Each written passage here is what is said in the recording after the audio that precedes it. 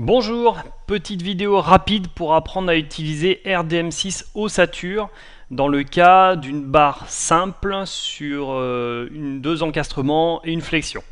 Voilà, donc c'est vraiment une toute première prise en main. Donc quand je lance ossature de RDM6 qui est gratuit, je viens faire nouveau. Et là je suis donc sur une poutre en flexion, donc je suis en plan, ok. Là il me demande les nœuds. Les nœuds ce sont tous les endroits où je vais mettre des efforts ou tous les endroits où mes barres rejoignent par exemple d'autres barres. Donc déjà je fais attention, je suis pas en centimètres, je suis en millimètres. Et ensuite X c'est l'horizontale, Y c'est la verticale. Donc 0, 0, 200, 0 et 400, 0. Donc ma barre fait 400 de long. Et à 200, donc au milieu, je vais venir mettre mon effort. Ok, voilà. On a mes trois nœuds qui sont dessinés. Je peux en rajouter, en supprimer si je veux. Et quand mes nœuds sont bons, je viens cliquer sur mes barres. On me dit désigner l'origine. Je clique, voilà, je reclique. Et là donc j'ai bien dessiné toute ma barre. On fait échappe à chaque fois qu'on a fini. Je peux supprimer une poutre si elle ne me sert plus à rien. Sinon, je peux choisir mon matériau. Donc là, le matériau va être affilié au groupe courant, donc bleu, cette couleur-là. Et je peux mettre un matériau par couleur. Donc si vous avez plusieurs barres du même matériau, vous le mettez de la même couleur et après vous donnez le matériau. Vous pouvez le définir ici totalement si c'est un matériau qui n'est pas dans la bibliothèque. S'il est dans la bibliothèque, on va dans la bibliothèque. Donc AU4G par exemple, vous voyez tous les paramètres qui sont pris en compte. Ok. Voilà.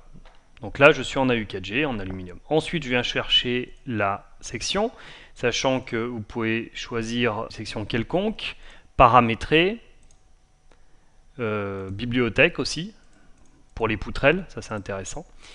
Mais sinon paramétrer. Il y a le variable aussi, mais c'est plus compliqué. Donc moi, je vais prendre rectangulaire, je vais dire que ça fait 4 d'épaisseur et 14 de large, toujours en millimètres. Voilà, quitté, on voit qu'on a la forme qui s'affiche. Ma poutre est totalement définie, on a la longueur, on a la largeur, l'épaisseur et on a le matériau. Maintenant, je vais mettre mes liaisons. Donc je clique sur liaison. J'ai différentes liaisons, des liaisons simples, des rotules, des encastrements. Je vais venir encastrer des deux côtés. Échappe. De la même façon, si j'en ai un qui ne me va plus, je viens cliquer dessus. On va le laisser. Voilà. Je vais venir sur les cas de chargement. Et donc les cas de charge, ce sont des charges en newton ou newton par mètre, ça dépend. Donc si par exemple je prends une charge répartie, moins 3, ça veut dire que je suis en négatif. Voilà, d'accord. Donc ça descend, parce que j'ai mis moins. Si je me suis trompé, je viens cliquer sur supprimer, et là regardez, je ne peux pas venir cliquer. C'est bizarre. C'est bizarre parce qu'en fait, je viens supprimer un cas de charge. Donc il faut que je clique sur supprimer et la charge uniformément répartie. Et ensuite, je viens cliquer sur mes segments. Voilà, sur mes poutres. Là, ça marche. Moi, je voulais mettre une charge nodale, donc moins 0.4, voilà, c'est exprès parce qu'il faut mettre un point et pas une virgule. Ok, au milieu. D'accord. Donc là, qu'est-ce que j'ai? J'ai ma poutre définie, j'ai mes deux encastrements et j'ai ma force qui est au milieu.